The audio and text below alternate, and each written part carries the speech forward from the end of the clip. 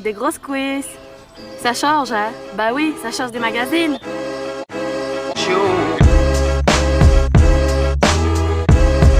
Que la force soit avec toi, à jamais.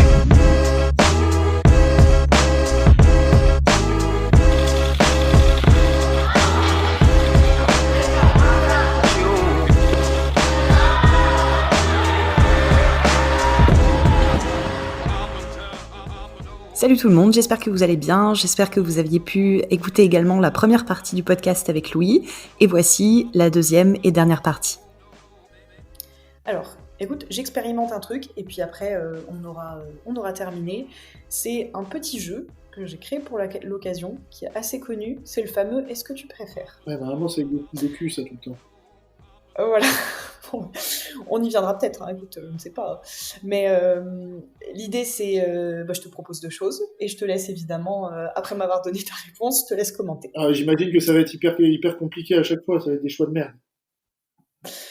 Je te laisserai évaluer ça à la fin. Alors, première. Est-ce que tu préfères suivre la meilleure prog du monde, mais seul, ou suivre une programmation en mousse, mais avec des bons partenaires d'entraînement? Putain, faut vraiment que j'en choisisse un. Je peux pas dire pourquoi l'un est bien et l'autre est bien, ou... Alors, il faut que tu choisisses ton camp, mais tu peux quand même y aller de ton petit commentaire. Hein. Allez, je choisirai les bons partenaires d'entraînement avec une prog en mousse. Après, ça dépend, parce que si tu me proposes la meilleure prog du monde, on a parlé justement du fait d'adapter à l'environnement et au contexte. Et ben, si je m'entraîne tout seul avec la meilleure prog du monde, elle doit prendre en compte le fait que je sois tout seul, et du coup, j'ai pas la motivation et l'ambiance d'une salle avec des super partenaires d'entraînement. Mais bon, après, progresser seul, ça pique. Et en fait, de mon expérience à Power Camp, les meilleures séances que j'ai pu avoir avec mes athlètes, c'est les séances où je sors la caméra, donc ils ont la pression de la caméra, et les séances où ils sont, j'ai par exemple 4 moins de 81 qui tirent tous sur à peu près les mêmes barres. Il y a une compète, ils donnent un truc à la fin. Pareil chez les filles. Et en gros, c'est des partenaires d'entraînement, mais c'est un aspect un petit peu compétition qui fait qu'ils performent à fond. Et c'est pas uniquement du ponctuel, c'est pas sur une journée, c'est les mecs se donnent rendez-vous, ils s'entraînent ensemble, ils se poussent ensemble. Je note 80% à faire sur des triplés ou jetés. Donc sur le dernier triplé, ils vont tous mettre 85 ou 86 ou 87% pour aller taper un record. Et avec l'adrénaline, ça change tout, quoi. Donc voilà. J'ai choisi les partenaires d'entraînement sous réserve de. Après, c'est quoi? Ouais, ça m'étonne pas. Bon, c'est la grosse force de ta structure, je pense. Hein. Ça donne super envie. Hein. Moi, des fois, je me dis, putain, c'est exactement ce dont j'aurais besoin à l'approche des France, tu vois, pour aller me secouer un petit peu et choper de la confiance, Tu quoi. devais venir cet été, mais mon Covid. Bah ouais, j'ai eu le Covid. Voilà, La Covid, pardon. mon Covid. Voilà, donc tu vois, comme je vous apprécie, je voulais pas ramener à domicile. Mais ce sera partie remise, On a ouais. été chanceux, on n'a pas eu de cas. Bon, après, ça dépend de ce que tu appelles programmation en mousse. Hein. Si tu arrives à la salle et que tu as 6 x 12 à faire en arraché flexion à 40%, là, peu importe l'ambiance, ça va être de la merde. Ouais, ouais, plus simple. Voilà. Deuxième point. Est-ce que tu préfères recruter un coach impeccable théoriquement mais naze en coaching ou recruter un coach hyper présent et super charismatique mais qui par contre raconte complètement n'importe quoi? Putain. Bah, juste pour la question sécurité, je dirais le premier. Je prends un mec qui est impeccable théoriquement mais nul en coaching. Parce que c'est dangereux, un mec qui est juste un animateur et qui raconte n'importe quoi. Je pense que tu peux en avoir plein dans le fitness, notamment sur des cours co ou autres, où ça va pas être grave parce que tu as un body pump avec une barre de 2 kilos et c'est pas problématique. Par contre, si tu as un mec qui prêche la bonne parole, qui sait tout parler, et qui pense tout savoir, et qui te fait tirer n'importe quoi sur une barre à 100%, c'est dangereux, tu progresses pas. Bon, après, j'imagine que quand tu dis un coach impeccable théoriquement, c'est pas juste qu'il a pas de charisme, mais qu'en plus il arrive pas à appliquer au niveau pratique tout ce qu'il sait, donc c'est un peu galère aussi. Mais bon, allez, juste pour la question sécu, je veux pas avoir un mec qui raconte n'importe quoi et qui dit des conneries. Ouais, bah, c'est ça. Hein. C'est le débat délicat de savoir si c'est plus difficile d'acquérir de la compétence technique, enfin théorique, parce qu'aujourd'hui avec Internet, la compétence ou l'information, elle est partout. Alors elle n'est pas toujours bonne, mais en tout cas, il faut quand même bien reconnaître que quand tu étais en STAPS il y a 20 ans, je pense qu'aller chercher l'info, c'était pas la même qu'aujourd'hui. On a quand même cette chance, quoi. Par contre, les savoir-être, entre guillemets, comme être ouvert, je ne parlerai pas du charisme, je parlerai juste vraiment de la présence, on va dire, du souci des gens. Est-ce que c'est quelque chose qui s'apprend ou pas, quoi? Ouais, après, le problème, justement, si un mec est hyper présent et charismatique, je me le représente direct comme une tête de con qui pense tout savoir et qui va pas chercher à apprendre. Donc, même si l'information est dispo, j'aurais peur que le mec n'aille pas la chercher parce qu'il est tellement sûr de lui qu'il va continuer à raconter n'importe quoi en pensant que c'est un prophète. Moi, je crois que c'est exactement comme ça qu'on définit les cons, je pense. Mais sérieusement, je dis ça, je dis ça comme ça. Mais je crois qu'on pourrait résumer ça vraiment de cette façon. Je crois que plus t'es con, plus t'es plein d'assurance par rapport à ce que tu racontes et à ce que t'as l'air de savoir, alors qu'en fait, t'es, comment dire, consciemment incompétent, quoi. Troisième, est-ce que tu préfères coacher en compétition un athlète hyper confiant tout en sachant qu'il a complètement chié sa préparation, ou coacher en compétition un athlète près de chez près qui stresse comme un malade? Donc, un mec confiant qui a fait une prépa de merde, ou alors un mec hyper stressé mais qui a fait une super prépa? Ouais, exactement. Enfin, non. Le deuxième, plutôt un mec super prêt, qui a fait vraiment une bonne prépa, mais qui est très très stressé. Pour le coup, déjà, si j'amène en compétition un mec qui est hyper confiant mais qui a fait une prépa de merde, c'est en grande partie de ma faute. Parce que si tu foires complètement une prépa, c'est qu'il y a un problème de l'athlète, mais aussi du coach. Alors qu'en soi, je le prendrais moins comme pour ma responsabilité, en fait. Si un mec arrive prêt et qui stresse, ça va être à moi, en tant que coach, d'avoir un petit rôle de prépa mentale, en gros, pour essayer de bosser avec lui. Alors que si j'amène en compète un mec qui est hyper confiant et qui a caché sa prépa, bah, c'est de ma faute. Si la prépa elle est pourrie, c'est autant de la faute du coach que de l'athlète, sous réserve qu'il ait bien suivi la prépa que je lui avais dit de suivre, quoi. Et, Ouais, ça s'entend. j'en ai eu des athlètes en compète qui sont hyper stressés. Après, qui stressent comme un malade, c'est jusqu'à quel niveau? Parce que si tu stresses comme un malade jusqu'à vomir et après limite faire un malaise vagal et pas réussir à soulever ta barre, bah, je préfère avoir le mec hyper confiant, je lui mets une barre moins lourde, au moins ça va passer. Et après, bah, t'as des mecs qui sont des monstres en compète, hein. Alors que, comme tu dis, ils ont complètement chié leur prépa. Alors, on a parlé de Mehdi. Mehdi, c'est le mec même sur un entraînement, il peut rater toutes ses barres de 105 à 130 en arraché. Et il y a un mec qui rentre dans la salle qui l'énerve un peu, il passe 135, alors que ça faisait 30 kilos qu'il ratait et qu'il mettait plus lourd. Donc, Ouais, c'est ouf ça. Enfin, moi, je suis assez, entre guillemets, impressionnée par ça, parce que moi, quand je suis dans un mauvais jour, ça tourne dans ma tête, j'ai beaucoup de mal. Ça fait déjà quand même quelques années que j'ai appris maintenant, parce que je sais que ça me fait du bien, à décharger et à toujours refaire un doublé ou un triplé léger pour jamais que ma dernière barre du jour soit un échec. Mais si je m'écoutais, des fois, je laisserais la barre, je la déchargerais même pas, je mettrais mon manteau et je rentrais chez moi, tu vois. ouais, je vois. Et par contre, stresser comme un malade, pour un coach, ça c'est super chiant parce que humainement, c'est tellement frustrant d'avoir un athlète que t'as préparé, que tu sais être prêt et que tu vois qu'il passe à côté de son moment, quoi. Ouais, C'est tellement mal au cœur, c'est ça. frustrant, mais s'il est préparé à fond, c'est que toi, t'as fait ton boulot quand même. Même si là, il y a une part de prépa mentale dans notre boulot de coach, je sais pas si tu as des formations en prépa mentale ou autre, ce qu'on attend de toi ou de moi, c'est plus d'amener un athlète en forme justement au niveau de son sport ou autre. Et si après il perd complètement ses repères parce qu'il y a l'ambiance compétition ou autre, c'est un petit peu plus. Enfin, t'aurais dû le faire aussi, mais c'est beaucoup plus indirect que de gérer sa prépa de A à Z. Donc je choisirais quand même le premier, celui qui a chié la prépa. Non, pardon, le deuxième, celui qui n'a pas chié sa prépa, parce que je le prendrais moins pour moi et je serais beaucoup moins mal en fait de me dire que c'est de ma faute. Ouais, ouais, je vois. Ensuite, est-ce que tu préfères renoncer pour toujours à la ceinture d'haltéro ou renoncer pour toujours aux chaussures d'haltéro?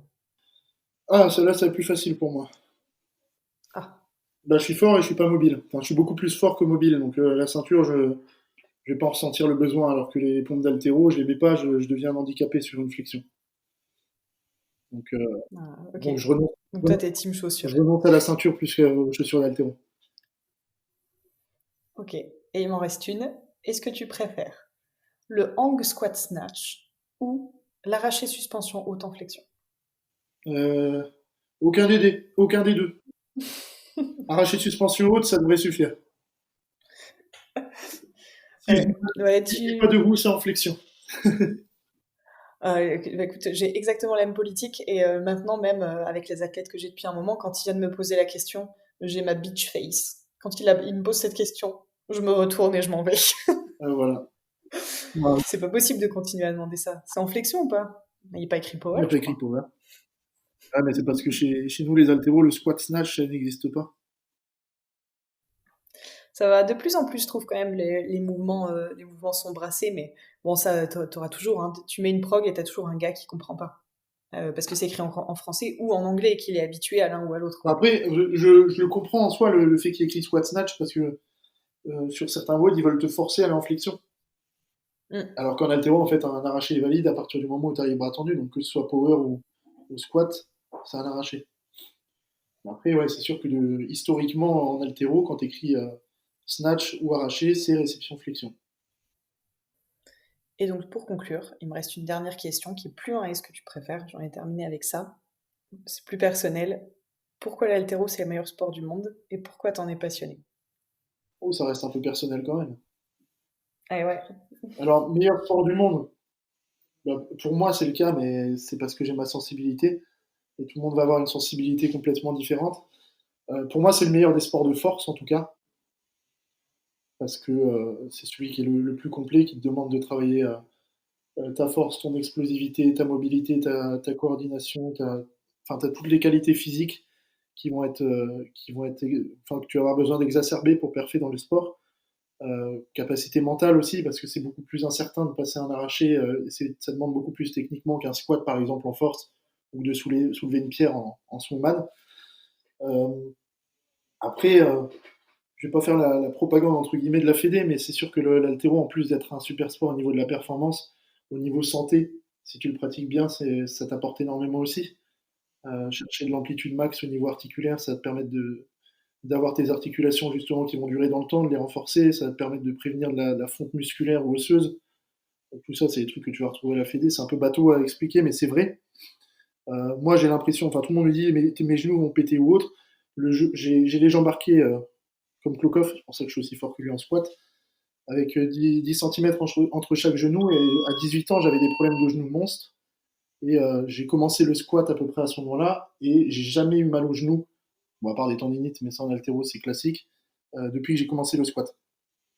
Parce que j'ai tout renforcé autour. Et il y en a plein, ça les sauve aussi. J'ai des athlètes qui arrivent et qui me disent, moi, je vais pas faire trop d'haltéro parce que j'ai des problèmes récurrents aux épaules ou au dos. Et en fait, 2 mois après, ils n'ont pas senti une seule fois leur dos ou leurs épaules. Et c'est plus du tout des mecs qui veulent plus trop perfer, c'est des mecs qui sont à fond dans la perf maintenant parce que l'haltéro, entre guillemets, les a sauvés. Est-ce que Ouais, tu peux dire ouais, pourquoi l'haltéro n'est pas le meilleur sport du monde aussi? Pourquoi c'est pas le meilleur sport du monde, À Louis? cause de la Fédé internationale d'haltérophilie. Ah, putain. À cause de tous les problèmes de corruption, bah déjà on va sortir des JO, c'est quasiment sûr. Les problèmes de corruption, les problèmes de dopage, le fait que si tu veux être un athlète clean, tu puisses pas perfer au niveau international. Après, comme dans beaucoup de sports, mais bon, c'est vrai que c'est très poussé en haltéro, on va dire. Ouais. C'est ce qui pose problème dans le... C'est c'est un super vaste débat. Hein. J'ai vu que vous aviez fait un podcast aussi là-dessus d'ailleurs, mais Sur le dopage, ouais, évidemment, c'est ouais sur le dopage. on a eu un contrôle de la Évidemment, FIDE c'est après. ouais, bon, il y a pas de hasard, je pense. Hein. Non, mais bah, on a peut-être un peu trop défendu certains trucs, mais bon. Ouais, après, enfin moi je suis partisane. J'ai très peu été emmerdée avec ça parce que je suis pas du tout assez forte pour qu'on puisse avoir ce genre de soupçons. Ou en tout cas, j'ai eu une progression qui a été tellement progressive que quand même, si je me dope vraiment comme une Bon, chèvre. écoute, il y a un niveau fédéral et des athlètes des niveaux interrégions qui se sont fait contrôler 2 ans de suite à PowerCamp, donc t'as largement le niveau pour qu'ils viennent te faire chier. Bah, moi j'ai été contrôlée pour la dernière fois, donc c'était avant tout ce bordel évidemment, il y a quoi? Il y a peut-être un an. J'ai été contrôlée à l'époque en même temps que Manon Angonèse et Jeanne Rossary, qui étaient toutes les deux sur le même plateau. Moi j'ai été contrôlée parce que j'étais dans les 3 premières, je sais plus quel était le classement. Enfin bref, donc Manon avait été contrôlée de façon un peu aléatoire, je pense que c'était certainement plutôt l'objet d'une dénonciation. Jeanne a été contrôlée également de façon aléatoire, et elle me disait que c'était, je crois, son 6e ou son 7e contrôle de l'année. Ouais, donc c'est pas vraiment aléatoire à ce niveau-là. Et ça me rend folle parce que moi, je suis dans sa caté, on se rencontre tout le temps, elle est contrôlée régulièrement, elle a pas non plus, elle a des belles barres, mais elle est pas sortie de nulle part et pouf, quoi, tu vois. C'est très progressif. Si tu regardes les feuilles de match, il y a pas non plus de trucs. Elle est forte, voilà, mais c'est pas suffisant pour pouvoir accuser les gens de se doper. Et je me dis, putain, quel fric passe Ah, dans c'est le monstrueux. contrôle d'une même personne autant de fois par an, alors que d'autres ne sont jamais contrôlés. Mais de toute façon, tu vas sur le site de la FLD, en première page, tu as dénoncé quelqu'un ou un truc. Donc c'est sûr que c'est passé par là. En gros, tu as sans doute des vieux cons de l'altéro qui ont vu Jeanne arriver du CrossFit avec un niveau qui était monstrueux et qui sont allés la reporter 2, 3 fois. Bon, après, j'imagine que la Fédé, quand ils se déplacent 3 fois pour la même personne et qu'à chaque fois c'est négatif, ils vont se dire, bon, ils commencent à nous faire chier. Nous, les 2 derniers contrôles, c'était pas en compète, c'était des contrôles inopinés à la salle. C'est... Et du coup, ils contrôlent qui quand c'est ça? Ils contrôlent les gens qui sont en équipe ou les Non, endives ou les gens qui sont là, c'est tout? il contrôle, à chaque fois, il m'a demandé, les 2 fois, c'est moi qui l'ai réceptionné, donc tous ceux qui ont les licences, donc même si moi, cette saison, j'ai ma licence de président, pas forcément d'athlète, je suis susceptible d'être contrôlé. Et après, c'est à moi de désigner dans la salle les athlètes qui sont licenciés auprès de la Fédé Altéro. C'est incroyable ça. Bah, alors, objectivement, c'est pas mal. Parce que, Ouais, mais c'est aussi dissuasif. Après, je suis d'accord pour dire que le volume, bon, quand tu l'as fait une fois, t'as marqué le coup, d'accord. Est-ce qu'il faut le faire aussi souvent, surtout si tu trouves rien? Je suis pas sûre. ouais, donc, moi, enfin, c'est un peu hypocrite dans un sens. Après, je sais que la Fédé française ne fonctionne pas. Enfin, c'est un truc indépendant de la Fédération internationale. Mais le ménage, il n'est pas à faire dans un petit club à Tours ou à La Rochelle, dans un petit club altéro. Le ménage, il est à faire sur la scène internationale dans les pays où c'est institutionnalisé. Donc c'est galère en fait. Quand tu vois le nombre de fric qui passent pour aller contrôler des mecs qui sont niveau interrégion, alors que si ce pognon-là il était bien utilisé pour essayer de faire le ménage en Thaïlande, quand ils dosent les gamines à partir de 13 ans, ce serait Bah, mieux. pour bien faire, ça devrait être fait dans les deux, je pense, parce que j'ai en tête le body, il y avait des chiffres, alors je les ai pas non plus, donc je peux pas te les sortir pareil là, mais je sais que dans le monde amateur, dans le body, il y a bien plus de dopage que dans d'autres milieux. Je suis persuadée aussi que sur certains sports, on parle moins, mais évidemment il y a le rugby ou autre, il y a énormément de dopage également, le cyclisme, enfin bref, tu vois, les plus connus quoi.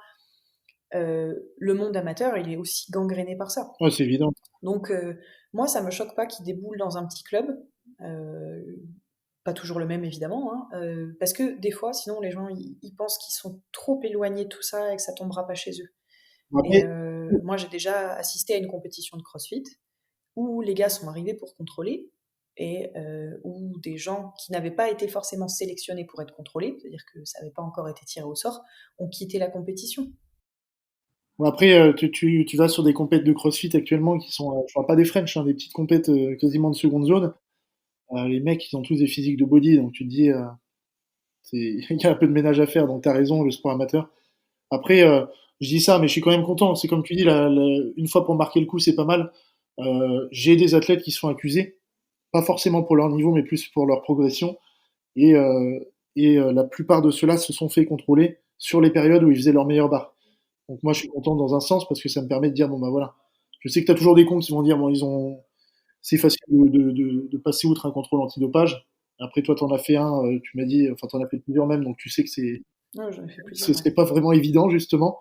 Mais je suis content juste c'est en guise de preuve, en fait, pour dire arrêtez de baver sur cette personne-là, c'est pas parce qu'il est chargé, en fait, qu'il a plus progressé que vous. Bah, passer outre, oui, c'est compliqué parce qu'à partir du moment où tu as été désigné, tu dois être à vue de la personne qui te suit partout, une personne pour un athlète pendant X temps. Donc voilà, et puis en plus, moi, le tout dernier en date, justement, j'ai eu la chance, c'est que moi, j'arrête pas de boire de l'eau, je précise, en compétition. Donc forcément, la compète s'arrête. Je vais pisser comme un chameau, donc pas de souci. Mais t'as des filles qui restent 3-4 heures. Hein, parce que si tu bois Ouais, trop et que ton c'est clair, urine est hein. trop diluée, tu dois refaire pipi. Et là, tu joues au parfait petit chimiste parce que tu mélanges tes différents pipis. Hein, pour ceux qui n'ont pas eu la chance de faire ça, Tu mélanges tes différents pipis, tout ça avec quelqu'un qui te surveille évidemment. Et quand ton pipi est assez jaune et qu'il a passé le petit repère, là, c'est un bon échantillon qu'on pourra contrôler. Et des fois, ça prend plusieurs Et heures. ouais, l'an passé, le mec, enfin l'infirmier de la FLD a dû rester un bon moment parce qu'on en avait un pareil qui avait pissé trop clair et il fallait attendre que ça revienne. Puis c'est pas évident aussi, hein, quand tu veux pisser et que t'as le mec qui a le museau à 15 cm de ta mécanique et que tu veux pisser, j'en ai aussi qui arrivent pas à pisser tout court, hein, et donc ça prend une demi-heure.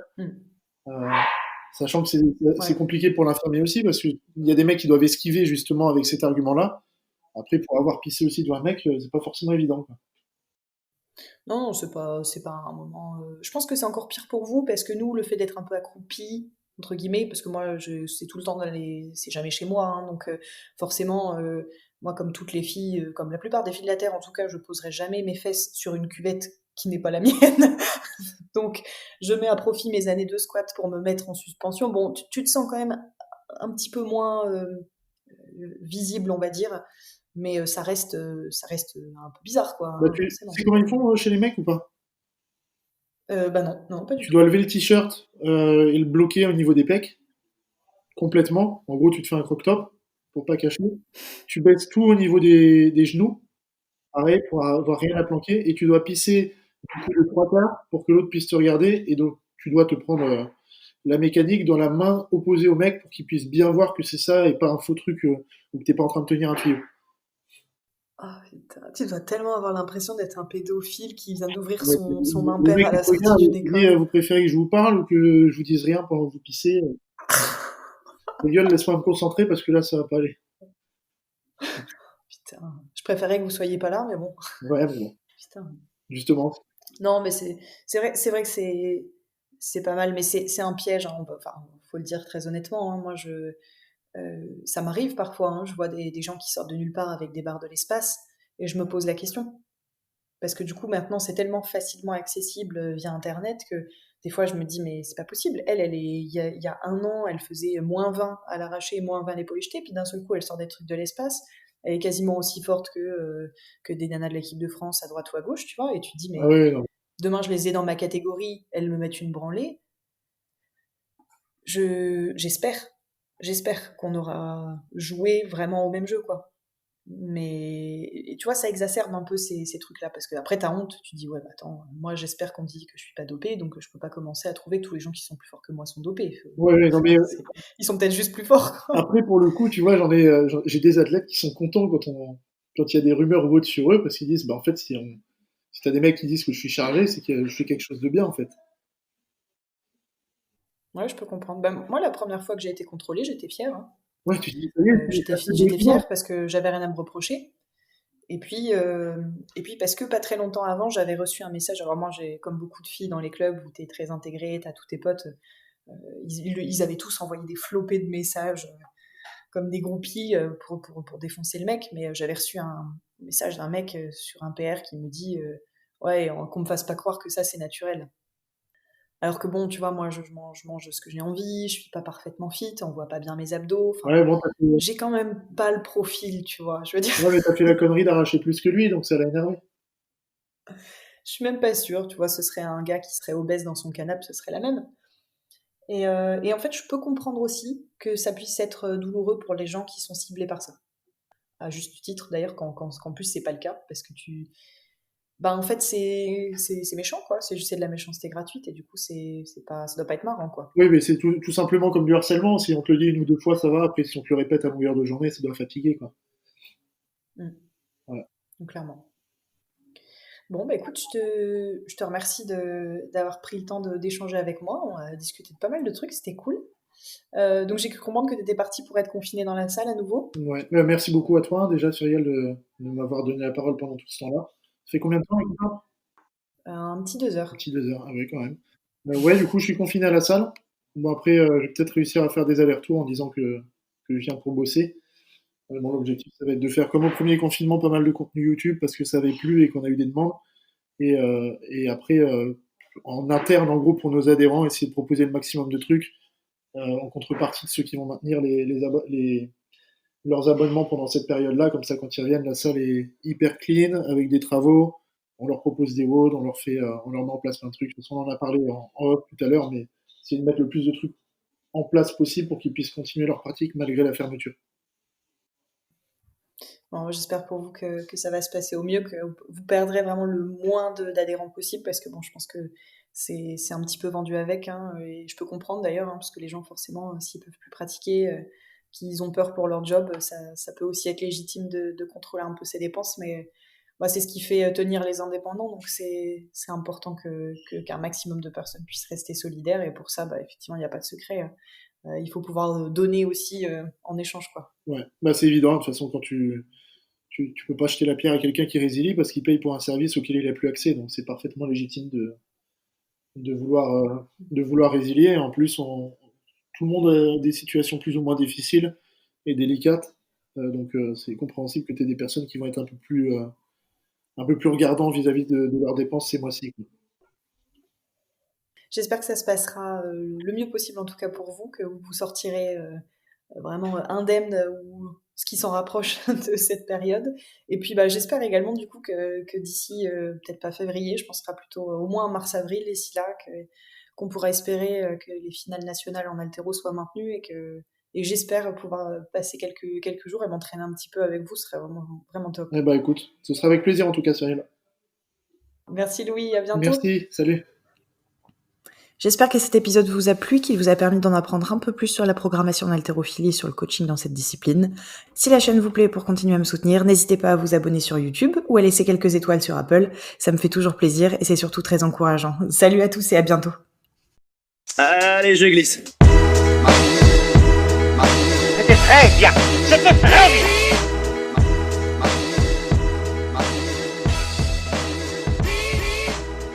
Merci de rien. Au revoir, messieurs, dames.